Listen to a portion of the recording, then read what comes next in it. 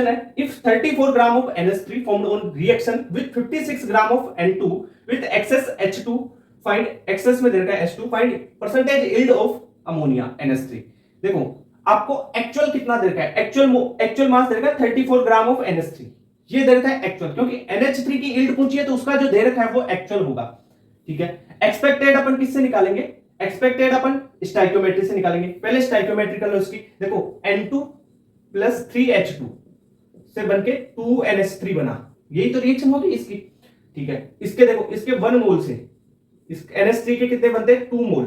तो आपको 56 gram of N2 दे रखा है और ये H2 तो एक्सेस में है तो कोई मतलब ही नहीं है, तो N2 कितना देगा 56 ग्राम, तो इसके मोल निकाल लो, 56 बटा N2 का वेट होता है 28, तो इसके मोल आ जाएंगे, कितने मोल आ गए ये 2 मोल।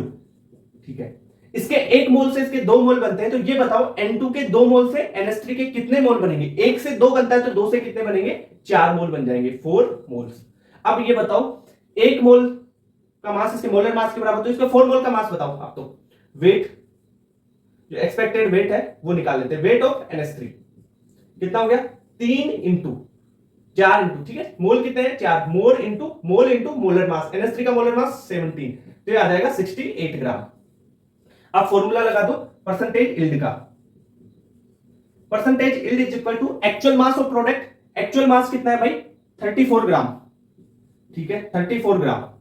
एक्सपेक्टेड मास NH3 का अपन ने कितना निकाला 68 ग्राम,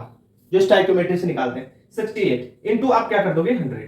तो ये आपका 50% के लगभग आ जाएगा, 50% ही आ गया ना लगभग, क्या 34 68 है तो 50% हो गया।